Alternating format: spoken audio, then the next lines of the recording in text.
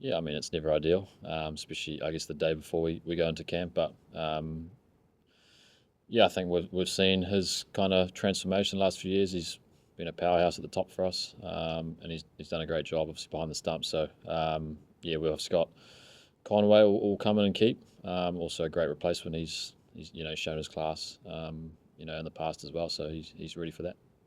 West Indies wise, how special playing or getting the chance to play them in a full tour coming up between now and Christmas. How different is that these days?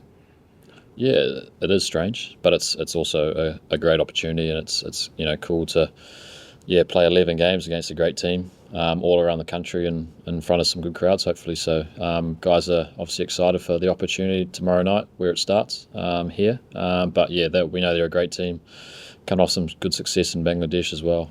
So they've got power all through their team, so we got to be ready. About lifting, slowly improving the rankings and after quite a few years of struggling. Yeah, I think they've found a good group. Some guys have come in, especially for that third game, and done well straight away. So it looks like, they've got some. We've always known they've got some big players, big hitters. But they've kind of got a nice balance of seam, spin, and power now. So they're going to be a challenge throughout the series, and not just in T20 and all three formats, I think. News came through at the weekend that Kane won't play T20s internationals anymore. How surprised were you by that decision? Yeah, I guess you're always a little bit surprised when a great, finishes the game in a format. I know he's had, a lot of time away, and I think obviously the conversations we've had have been really good. And he's, you kind of go through your career and the stages of your life change. Obviously 3 kids for him now, and he's, he still feels he's a massive part of this team going forward, and I guess his focus now is for some test matches at home and a start of a new test cycle, and a very important start for us. What would it mean to have him in those test matches? Oh, I mean, you guys all agree he's outstanding for us. So I think, I guess his focus now is that, and I guess the start of a cycle. We've got some challenging games away, England away, Aussie away. So these 3 test matches here are massive for us going forward.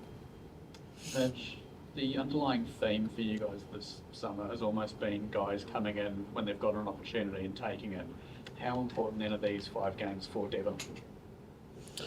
Yeah, I think that's, the environment we try to create is that as guys can come in straight away and feel at home, and are able to perform straight away. So, Robbo's done that. Even Tix came and did that in the one days. So, yeah, it's obviously a great opportunity now for Dev. But, it's, I guess, like you said, it's probably our last home T20 series before we start going away and thinking about World Cup. But, Dev's shown his class before, and I'm sure he'll show it again. We saw in Zimbabwe without Kane and without Tom, Devon really sort of step up and be the leader of the batting unit. Even if he's not necessarily first choice in this T20 squad, what does he actually bring to the group as a batter? Yeah, I think it's the experience that some of these guys bring as well.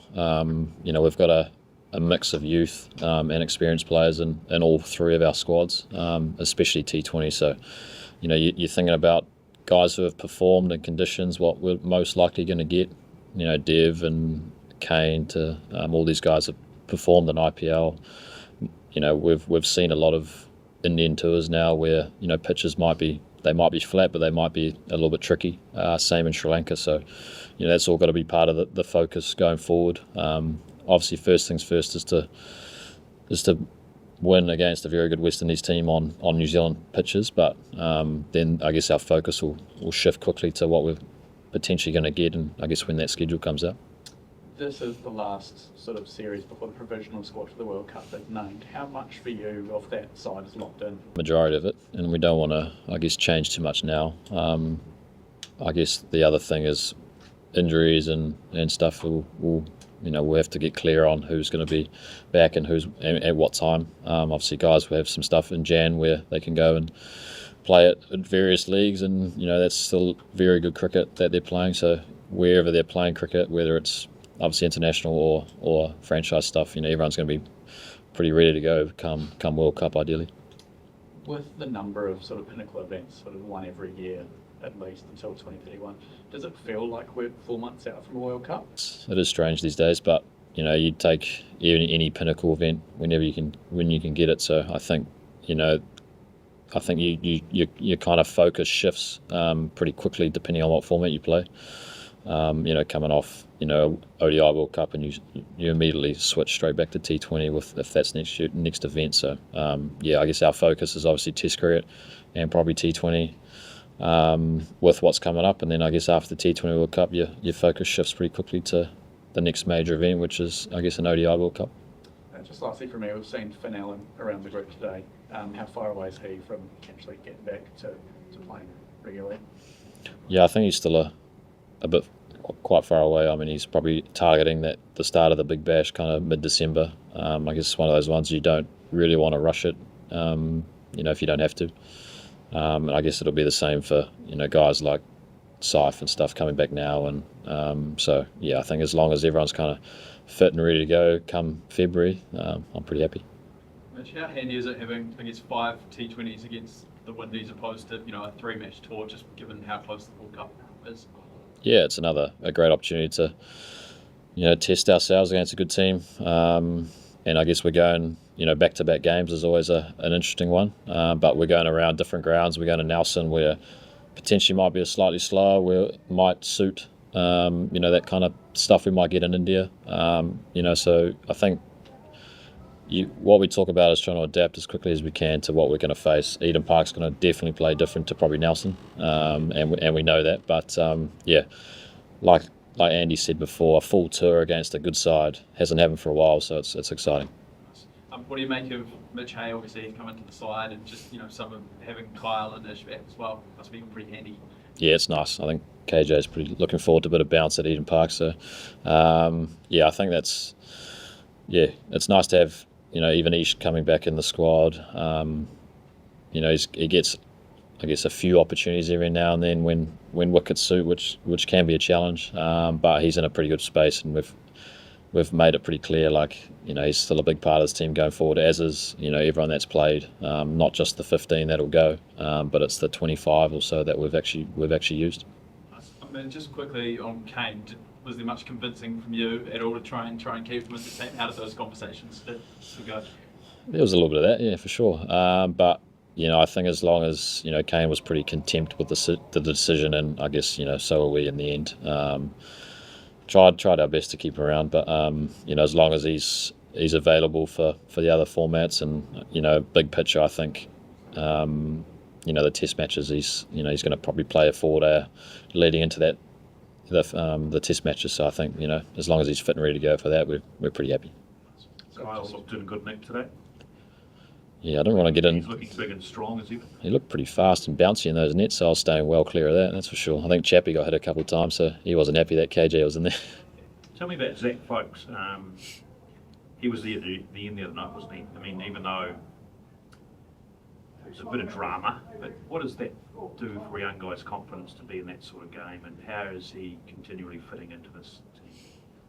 Yeah, I think he's going to be a very good player. You obviously see his attributes with the ball and the bat, but even the other night he looked very calm, and having a calm head in those situations is probably the most important thing.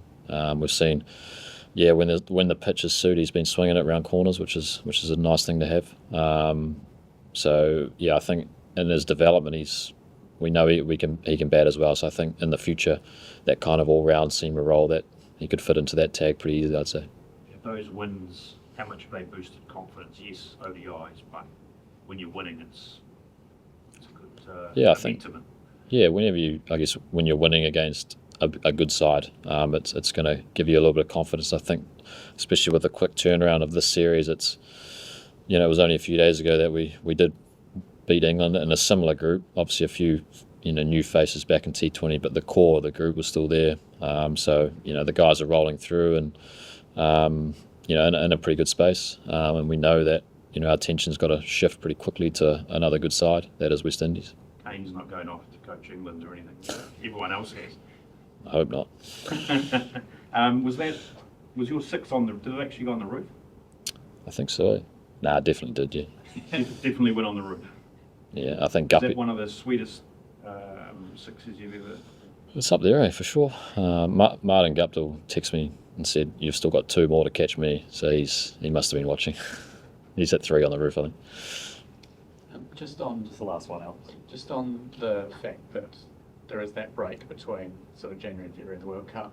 When you see guys like Lockie, Finn not playing at the moment, but they'll get the Big Bash and Devon the SA20, how good is it for them to be playing at that level, even after a World Cup squad is named, to get themselves into some form? Yeah, I think that's if it was, not, if they were playing, I guess, no cricket versus playing very good cricket. Obviously, international's probably the pinnacle, but SA20 looks a very good competition. So does Big Bash. So at least, they challenge themselves on good wickets against good opposition. So I think, SA pitches might play slightly different to India, but we've seen in the past where you can get 250 in a ground in India and it could get chased down. And then on the flip side of that, you get some slower ones as well. So I think, you're challenging yourself against the best in different conditions. You're going to get yourself in a pretty good position to be ready for any cricket, I guess. Awesome. Cool.